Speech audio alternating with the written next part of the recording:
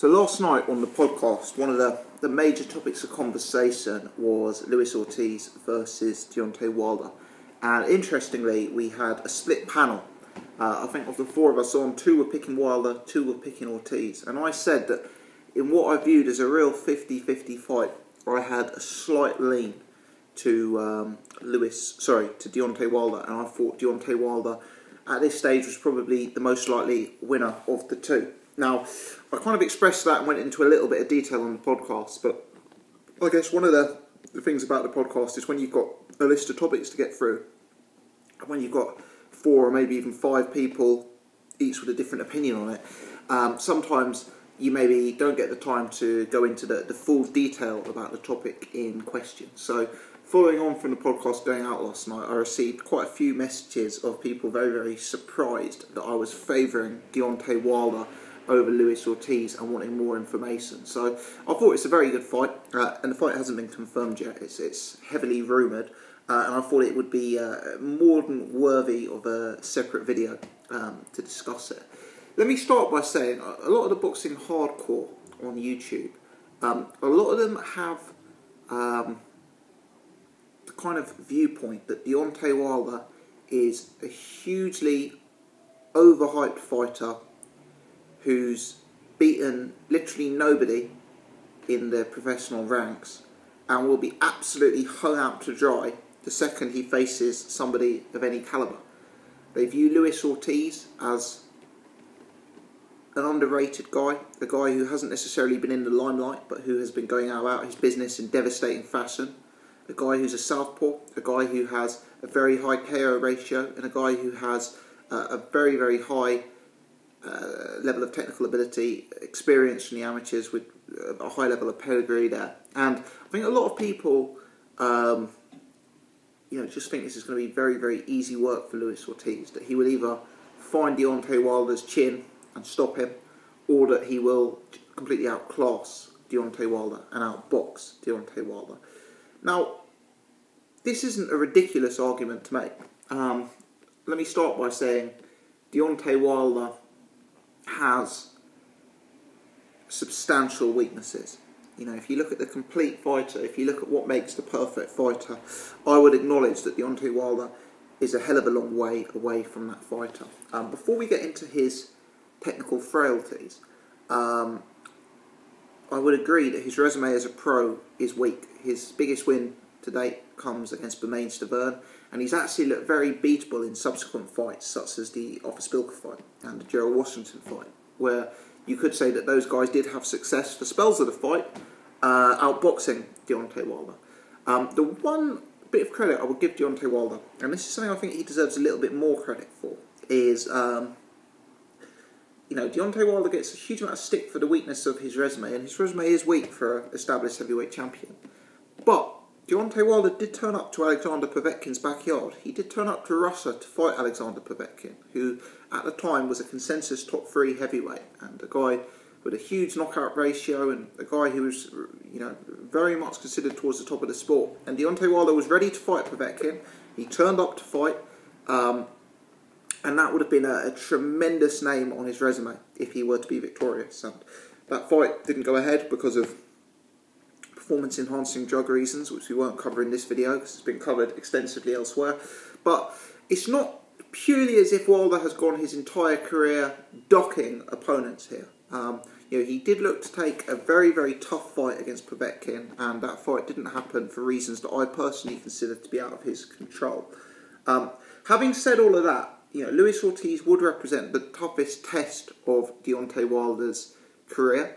I believe Luis Ortiz's resume with wins over Bryant Jennings and Tony Thompson, you could actually make a tangible argument that those wins are probably stronger wins than Deontay Wilder's biggest win, which is Stavern or Spilker or Gerald Washington, however you want to phrase it.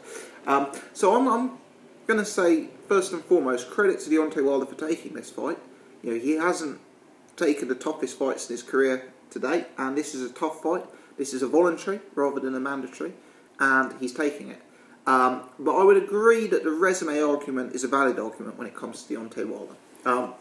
Wilder also has established further weaknesses.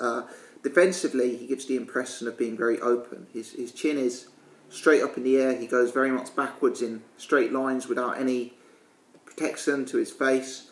His nickname on various boxing forums is the Windmill, and he is very, very wild and windmill-like when he's looking to close. In particular, when he has an opponent hurt and he rushes in with them when they're under ropes, he resembles a sort of pub brawler as opposed to a world-level boxer, and he's kind of there waiting to be clipped by a fighter of that nature. So there are a lot of weaknesses about Deontay Wilder. People have speculated that his chin is glass. He was stopped in the amateurs, he was dropped in the pros, potentially by 2 different pro journeymen on the way up, if I recall.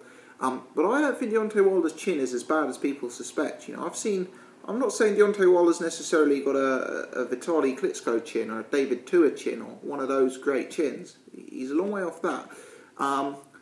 But I've seen Deontay Wilder take a few punches now from decent caliber heavyweights, and I haven't seen him rocked or hurt. So his chin perhaps isn't as glass as people think it is. But he does have some established weaknesses. Wilder is not the most technical, quite defensively inept, a bit too wild in terms of the construction of his punches, and he's not tested at the highest level with enough regularity.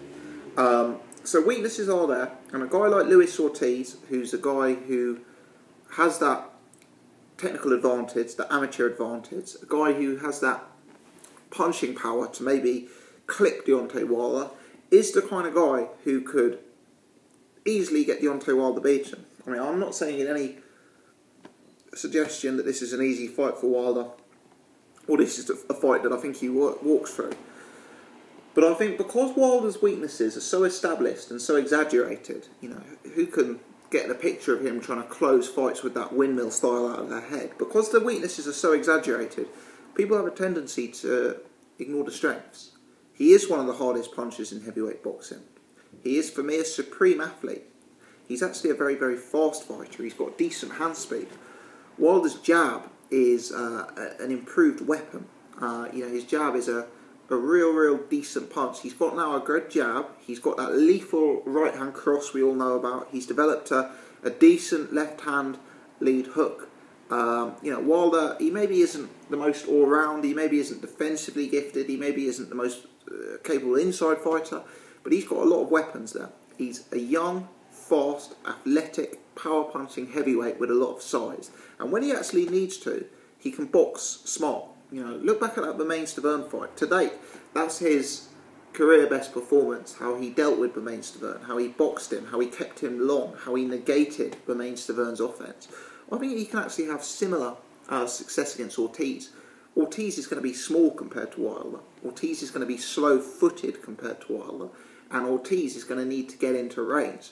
I think if Wilder establishes that jab and circles the ring, uses his legs, he can cause real problems for the older, smaller, slower man. And I think Luis Ortiz could very easily get clipped coming in against Deontay Wilder. I think that's a real element to this fight.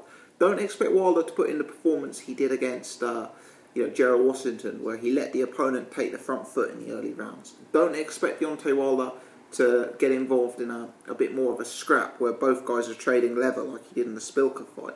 Expect Wilder to box using lateral movement, establishing his jab. He knows this is a more dangerous opponent. Expect him to use exactly the type of technique he used in that Bermane-Stiverne fight. I think he's timed this fight well. I think his management have timed this fight well. Luis Ortiz, there's been a lot of discussion as to how old the guy actually is. But let's agree that he is an older heavyweight. He's shown tremendous signs of slippage for me. If we look back 3 or 4 years ago, and I was actually hyping Luis Ortiz 3 or 4 years ago on this channel. I remember doing a video when he fought Latif Coyote and getting very excited about how devastating he looked there. He looked really good against the likes of Tony Thompson and Bryant Jennings. But since then he's had injuries. He's lost momentum massively. He's had substantial periods of inactivity. Even now he's inactive. He hasn't fought this year, I don't believe. He looked really poor when he worked with Matchroom and when he fought Malik Scott and David Allen. And both of those guys, people forget Malik Scott and Dave Allen were brought in as opponents for Luis Ortiz. These were guys who were brought in to lose to Luis Ortiz. And Luis Ortiz made real tough work of it. He looked slow. Yeah, he looked really slow and ponderous. He looked that he didn't have the best gas tank, and he looked like he was, really looking for one-punch knockouts rather than trying to work his way into fights. Well, for me, Deontay Wilder's going to make him work hard. He's going to have to chase Deontay Wilder. He's going to have to put together punches in bunches against a bigger man.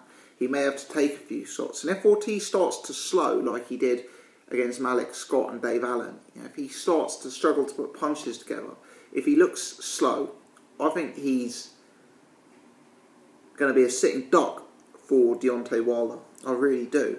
Whilst I would agree that the Luis Ortiz of a few years ago would probably be a favourite against Deontay Wilder, Deontay Wilder has improved. Deontay Wilder is more proven now than he was 2 or 3 years ago. I've seen improvements from Deontay Wilder in terms of his jab, in terms of his timing, etc. And, I think he is a fighter who, despite having very exaggerated weaknesses, actually has some strengths that people miss because they're so obsessed about his weaknesses. As for Luis Ortiz, he ticks a lot of boxes for boxing fans. Inside fighter, southpaw, capable from the outside, power puncher, amateur background. He ticks all of those boxes. But boxing, as my good friend Ultratech Sports says, boxing isn't always a game of top trumps. You can't just look at Ortiz and put inside game 9, while Wilder inside game 3, and say, oh, Ortiz is going to win. It's not like that. The actual realities of this fight is that an older, slower, smaller man is going to be trying to walk down a Deontay Wilder who's going to be sticking power punches in his face from round 1. Personally, I thought Luis Ortiz made hard work of walking down Malik Scott. I thought Luis Ortiz made hard work of walking down David Allen.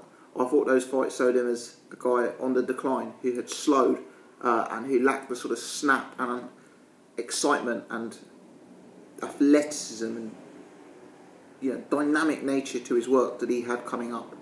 I think it's a tough fight. Luis Ortiz has the potential to win the fight. His style could cause problems for Wilder, especially if he can get on the inside and work Wilder's body, especially if he can time Wilder and catch him when Wilder comes rushing in. But if Wilder fights a disciplined fight like he did in that Stavern matchup, which I suspect he will, I've actually got a slight lean to Deontay Wilder here. I think he's got the attributes to beat Ortiz, and I think it's timed well. Let me know your thoughts, people. If you enjoyed this video, leave a comment in the section below. Click the thumbs up button, and if you haven't already, do press that subscribe. Thanks for tuning in.